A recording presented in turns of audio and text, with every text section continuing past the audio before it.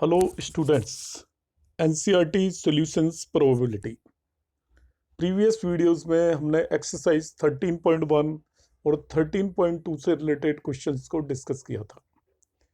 आज हम बात करने वाले हैं बहुत ही इंपॉर्टेंट टॉपिक की, जिस पर बेस्ड एक 5 और 6 mark question CBSE board exam में सर्टेनली आता ही है, और ये बेस थ्योरम से रिलेटेड क्वेश्चंस हम करेंगे।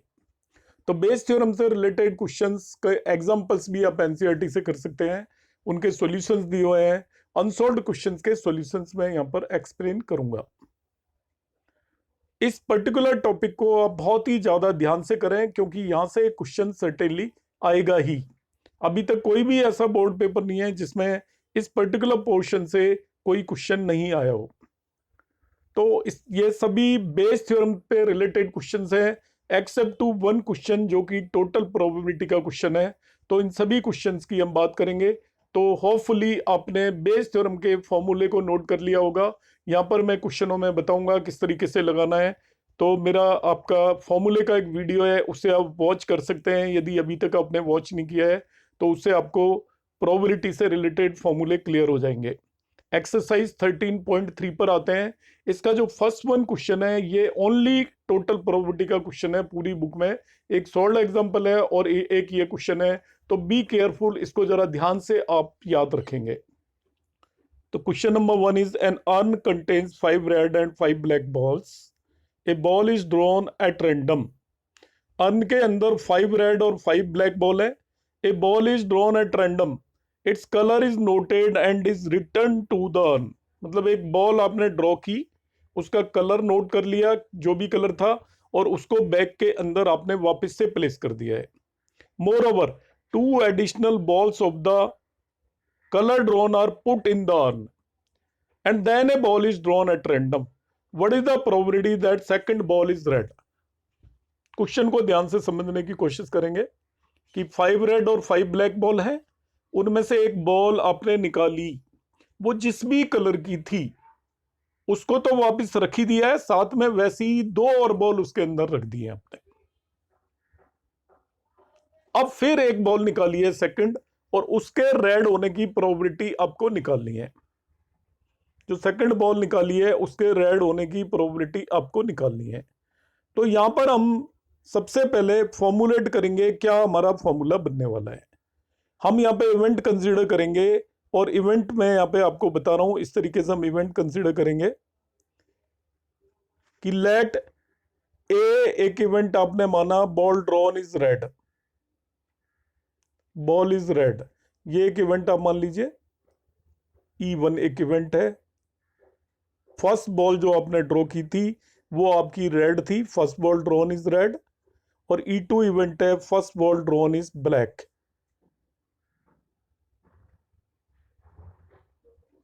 आपको कैलकुलेट करना है सेकंड बॉल के रेड होने की प्रोबेबिलिटी PA निकालना है। तो इसका फॉर्मूला होगा actually PE1 into PAE1 plus PE2 into PAE2। जो फॉर्मूला नोट कर लीजिए, सबसे इंपॉर्टेंट तो यही है कि आपके सेकंड बॉल के रेड होने की प्रोबेबिलिटी निकालनी है। अब देखिए E1 क्या इवेंट आपने कंसिडर किया है। PE1 क्या होगा कि फर्स्ट बॉल जो आपने ड्रॉ की वो रेड थी। तो देखिए फर्स्ट बॉल के रेड होने की प्रोबेबिलिटी 3/8 या 5/10 हो जाएगी, क्योंकि 5 रेड है और 5 ब्लैक है। तो PE1 5/10 हो गया, हाफ वो हम यहाँ पे रख देंगे।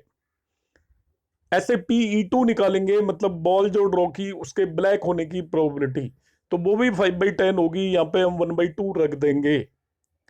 अब क्वेश्चन अराइज होता है, सबसे इंपॉर्टेंट पार्ट है PAE1।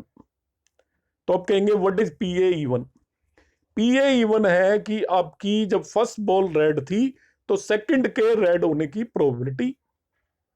तो आप ध्यान से समझिए क्वेश्चन को। पहली रेड थी तो आपने क्या किया, पहली बॉल रेड निकाली, उसको वापस रख दिया, साथ में 2 और रेड बॉल आपको रखनी है। क्वेश्चन में ऐसा दे रखा है। तो अब ऐसा करने पे आपके पास 7 रेड हो जाएंगी और 5 ब्लैक हो जाएंगी। 7 रेड और 5 ब्लैक हो गई। अब मैं इसको थोड़ा हटा रहा हूं। 7 रेड और 5 ब्लैक हो जाएंगी आपके पास। 1 मिनट को जरा वेट करिएगा so that I can explain it. तो PA इवन की प्रोबेबिलिटी 7/12 हो जाएगी, क्योंकि अब आपके पास टोटल बॉल 7 रेड हो गई है और आपकी 5 ब्लैक है। क्योंकि आपकी जब पहली बॉल रेड थी तो आपने उसको तो रखा ही, साथ में 2 और रेड बॉल रख दी। तो PA इवन जो मैंने पीछे फॉर्मूला निकाला था उसकी value PA even equal to 7/12 होगी। तो जो फॉर्मूला बनाया था उसमें उसको मैं 7/12 रखूंगा। अब दूसरा केस कि पहली ball by the way black होती। तो पहली बॉल ब्लैक है तो अब आपको क्या करना है, उस ब्लैक बॉल को तो वापस से रखना ही रखना है। तो 5 ब्लैक और 5 रेड हुई आपकी, साथ में 2 ब्लैक बॉल और आपको रखनी है वहां पर। तो 2 और ब्लैक बॉल रखूंगा तो टोटल मेरे पास 7 ब्लैक बॉल होगी। अब सेकंड बॉल के रेड होने की प्रोबेबिलिटी 5/12 हो जाएगी। तो हमारी प्रोबेबिलिटी क्या आई, फर्स्ट बॉल के रेड होने की प्रोबेबिलिटी हाफ थी। फर्स्ट रेड है तो सेकंड के रेड होने की प्रोबेबिलिटी 7/12 थी। फॉर द फर्स्ट के ब्लैक होने की प्रोबेबिलिटी हाफ थी। फर्स्ट ब्लैक है तो सेकंड के रेड होने की प्रोबेबिलिटी 5/12 थी। जो मैं ये चीज लिख रहा हूं that would be the answer of this one particular question. इस तरीके से हम टोटल प्रोबेबिलिटी का क्वेश्चन सॉल्व कर पाएंगे। क्वेश्चन नंबर 2 पे आते हैं। अब ये सभी क्वेश्चंस आपके बेस थ्योरम के क्वेश्चन हैं। A bag contains 4 red and 5 black balls. Another bag contains 2 red and 6 black balls. One of the 2 bags is selected at random and a ball is drawn from the bag which is found to be red. Find the probability that ball is drawn from first bag. अब यहाँ पे ध्यान से समझ लीजिए आप किस तरीके से हम इवेंट मानेंगे। यहाँ पे क्या है, आपके 2 तो बैग हैं और उनमें से हमें बॉल निकालनी है। प्रोबेबिलिटी निकालनी है बॉल के फर्स्ट बैग में से होने की। जो इवेंट हो चुका है ऑलरेडी क्वेश्चन में आप पढ़िएगा और इसे एज ए इंग्लिश लैंग्वेज पढ़िएगा। जो इवेंट हो चुका है आप ध्यान से पढ़िएगा। यहाँ पे कह रहा है कि one ball the 2 bags are selected random and a ball is drawn. The bag which is found to be red, मतलब जो बॉल आपने ड्रॉ की है वो रेड है। ये इवेंट ऑलरेडी हो चुका है। तो जो इवेंट हो चुका है उसको ए लेट कर लीजिए। कंसिस्टेंटली ऐसा ही करेंगे हम सभी क्वेश्चन में। जो इवेंट हो चुका है उसको ए रेड कंसीडर कर लेंगे। तो ए हमने इवेंट मान लिया है, ball is found to be red. जिस चीज की प्रोबेबिलिटी निकालनी है, क्वेश्चन में ध्यान से पढ़िएगा, कह रहा है find the probability that ball drawn from the first bag. इसको इवन इवेंट मानूंगा, ball drawn is from first bag. मगर साथ साथ में वो बॉल सेकंड बैग से भी हो सकती है। तो वो इवेंट हमें अपने मन से मानना है। दूसरा E2 that ball drawn is from second bag. तो मैं फिर रिपीट कर रहा हूं, जो इवेंट हो चुका है उसे आप ए ले लें, जिसकी प्रोबेबिलिटी निकालनी है उसको इवन ले लें, और वैसे ही जिसकी प्रोबेबिलिटी निकालनी है उससे मिलते जुलते वहां पे जितने भी इवेंट होंगे उससे रिजेंबल करते हुए उन सभी को E2 E3 एटसेट्रा कंसीडर करके चलना है। तो ए इवेंट जो इवेंट हो चुका है उसको मैंने मान लिया। इवन इवेंट मैंने मान लिया कि the ball drawn is from first bag, और E2 इवेंट मैं कंसीडर करूंगा ball drawn is from second bag. तो इस तरीके से मैंने ए E1 E2 3 इवेंट कंसीडर किए हैं। अब सबसे पहले मैं बनाऊंगा फॉर्मूला। फॉर्मूला होगा, मुझे निकालना है कि बॉल ड्रॉन रेड हो तो उसके फर्स्ट बैग में से होने की प्रोबेबिलिटी। फर्स्ट बैग में से होने की प्रोबेबिलिटी का मतलब PE1 निकालना है।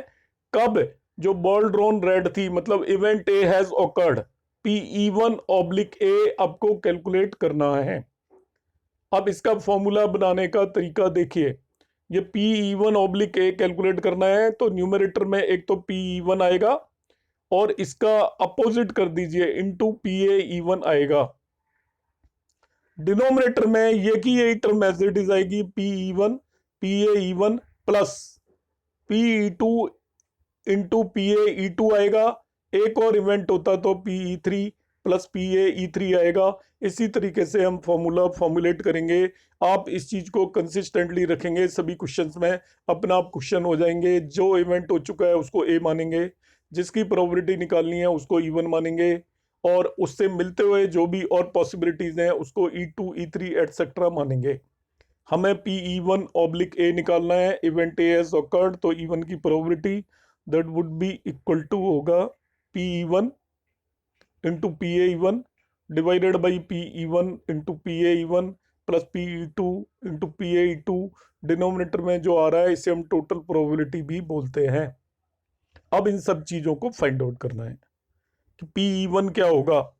तो PE1 और E2 कुछ नहीं है, PE1 ball drawn is from first bag, PE2 ball drawn is from second bag. अब आपके पास टोटल 2 ही बैग हैं, तो किसी भी बैग के होने की प्रोबेबिलिटी हाफ होगी, इसलिए PE1 और PE2 दोनों की वैल्यू हाफ हाफ हो जाएगी आपकी। अब हम बात करेंगे PAE1 की। PAE1 तो इसको जरा ध्यान से समझे। PAE1 का मतलब क्या है कि फर्स्ट बैग आपका ड्रॉन बॉल फर्स्ट बैग में से हुई है, तो उसके रेड होने की प्रोबेबिलिटी, फर्स्ट बैग में से रेड होने की प्रोबेबिलिटी। तो फर्स्ट बैग में टोटल 8 बॉल है, उनमें से 4 रेड है, तो फर्स्ट में से रेड होने की प्रोबेबिलिटी 4/8 मीन्स हाफ होगी। PAE2 क्या होगी, सेकंड बैग में से रेड होने की probability. E2 means second bag select हुआ है, A मीन्स उसमें से रेड होने की प्रोबेबिलिटी, तो वो आपकी सेकंड बैग में केवल 2 रेड है, तो 2/8 होगी, तो इसकी प्रोबेबिलिटी 1/4 हो जाएगी। अब आपने चारों प्रोबेबिलिटी जो इस फॉर्मूले में चाहिए थी वो आ गई है। Now you just put the value of all these 4 things. PE1 की वैल्यू, PAE1 की वैल्यू, PE2 और PAE2 की वैल्यू हमने यहाँ पे प्लेस कर दी है, and we will have the answer. Come to the question number 3। Percentage में जब भी कुछ दे रखा हो तो उसकी प्रोबेबिलिटी उतने परसेंटेज को 100 से डिवाइड कर देते हैं। आप इस क्वेश्चन को पढ़ लीजिए और एंड में पहुंच जाइए, पूरा क्वेश्चन रीड करिए। तो मैं आपको इसमें टेक्निक सिखा रहा हूं, आप सीखने की कोशिश करें, सबसे लास्ट के सेंटेंस पे पहुंच जाएं, एज ए इंग्लिश पढ़ें इसको। At the end of the year, last की लाइन पढ़ रहा हूं मैं 2। At the end of the year one student is chosen at random from the college and he has an A grade.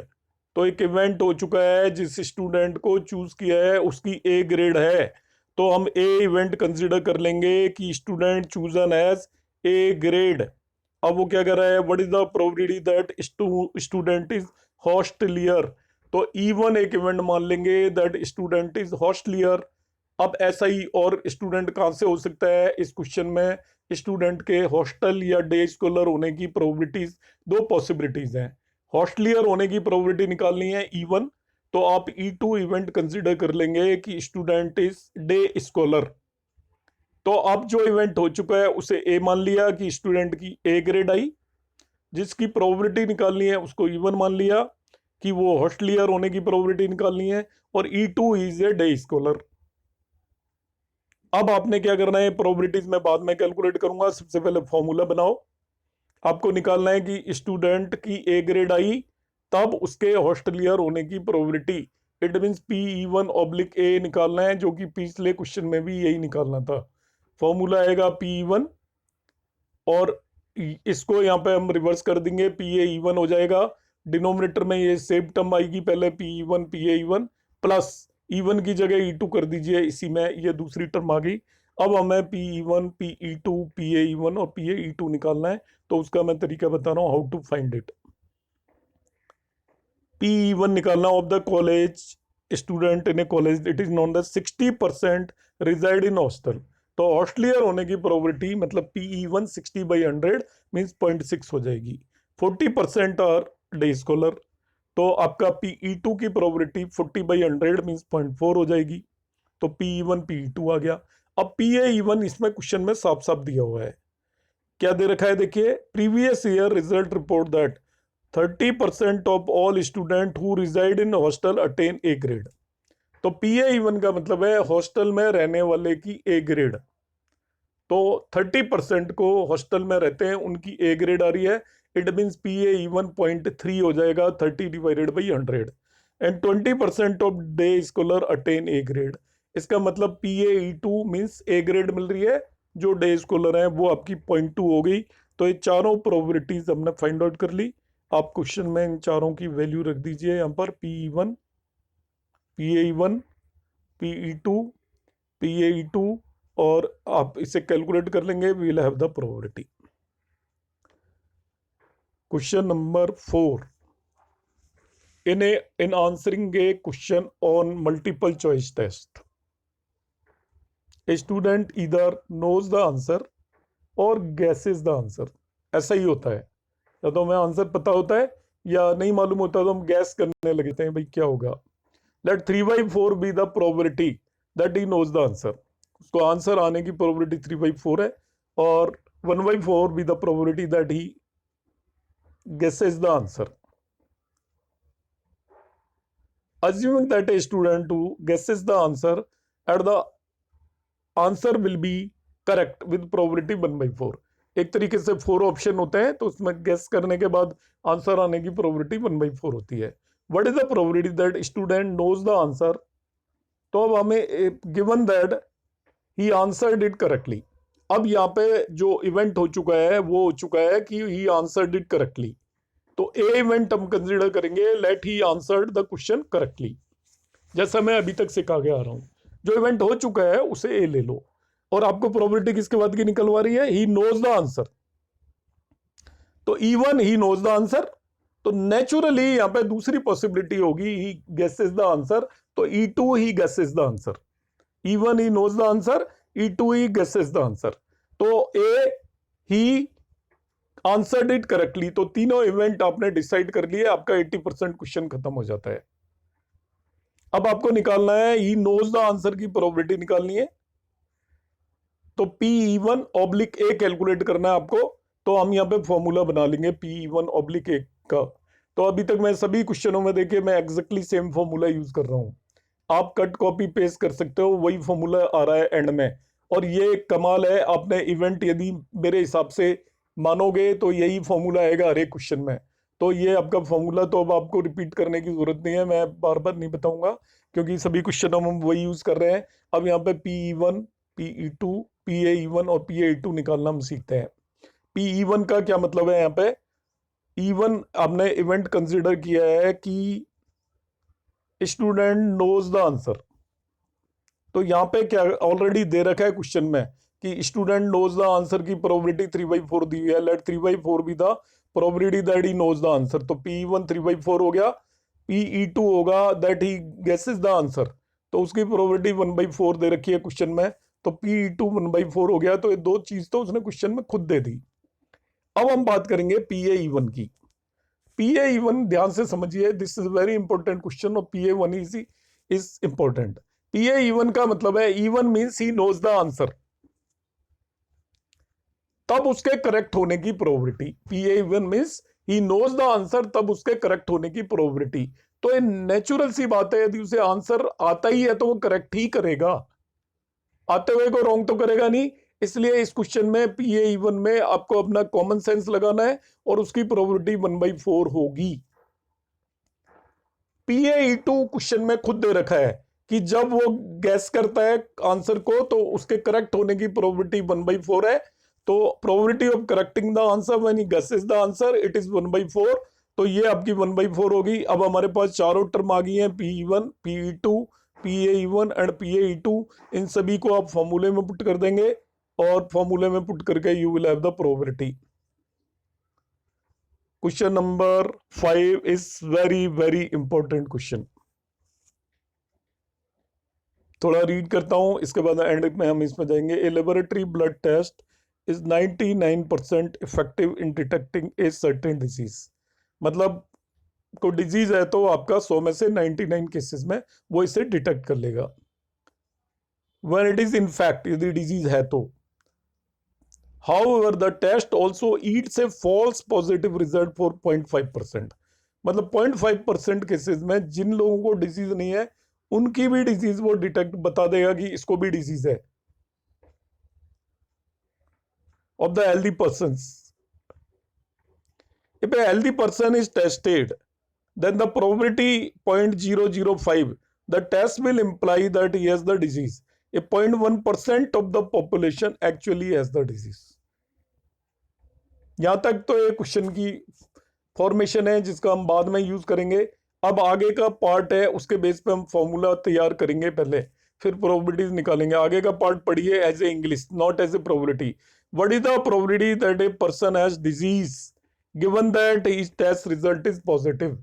तो उसका test result positive आ चुका है, वो इवेंट ए होगा। ही हैज द डिजीज, जिस चीज की प्रोबेबिलिटी निकालनी है वो इवेंट इवन होगा। ही हैज द डिजीज, जिस चीज की प्रोबेबिलिटी निकालनी है वो इवेंट इवन होगा। और इसका मतलब ही डजंट हैज डिजीज, ये भी पॉसिबिलिटी है, तो वो इवेंट E2 मानेंगे। तो यहाँ पे 3 इवेंट मान लिए, E1 he has the disease, E2 he has no disease, and A he test positive. अब आपको Pe1/A निकालना है। सबसे पहला काम करना है फॉर्मूला बनाने का। आपने इवेंट मैंने जैसे बताया वैसे माने, फॉर्मूला वही बनेगा हर क्वेश्चन में। Pe1/A वो का वही फॉर्मूला जो प्रीवियस 4 क्वेश्चंस में हमने बनाया है, सेम फॉर्मूला यहाँ पे बन गया। अब हमारा काम है Pe1, Pe2, PaE1 और PaE2 निकालना। वो मैं समझाता हूँ। अब Pe1 इवेंट क्या माना, the person has disease. Question में ऑलरेडी दे रखा है उसने कि 0.1% पॉपुलेशन को डिजीज है। 0.1% of population has actually disease. तो जिस भी पर्सन को लिया है वो 0.1% में आना चाहिए। तो इसकी प्रोबेबिलिटी हो जाएगी 0.1 डिवाइडेड बाई 100।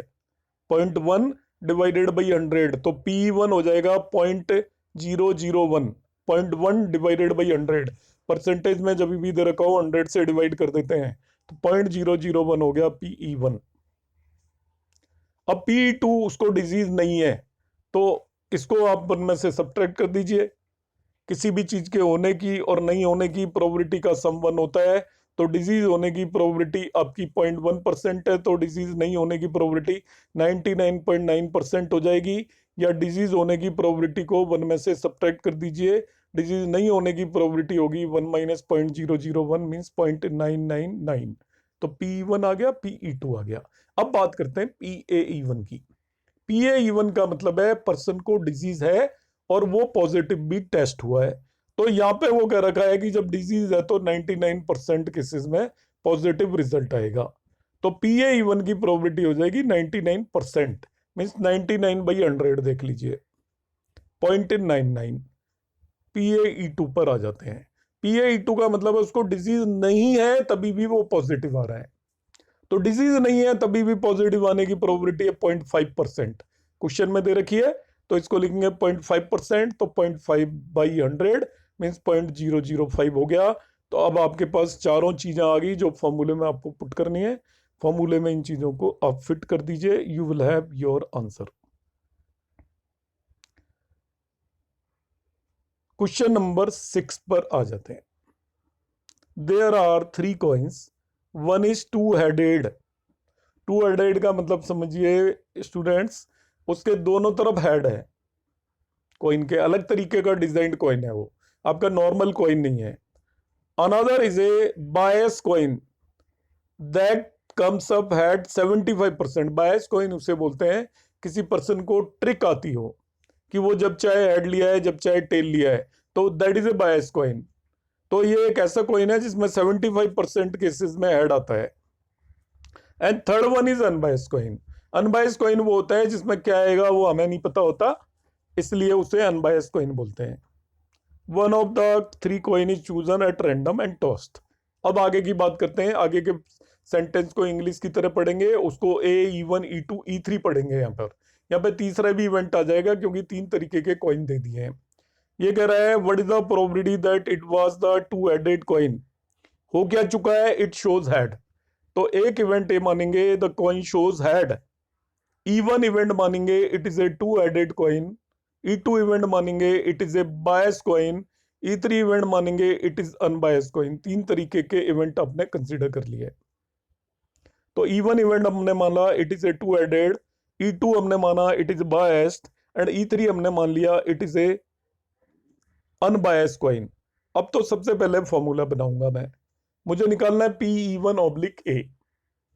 तो बिल्कुल एग्जैक्टली वही फॉर्मूला है। ऊपर आएगा Pe1, PaE1, डिनोमिनेटर में आएगा Pe1, PaE1, Pe2, PaE2। यहाँ पे एक टर्म और ऐड होगी डिनोमिनेटर में। 3 तरीके की पॉसिबिलिटीज थी, इसलिए थर्ड इवेंट और लिया हमने E3, इसलिए ये आ गया Pe3, PaE3।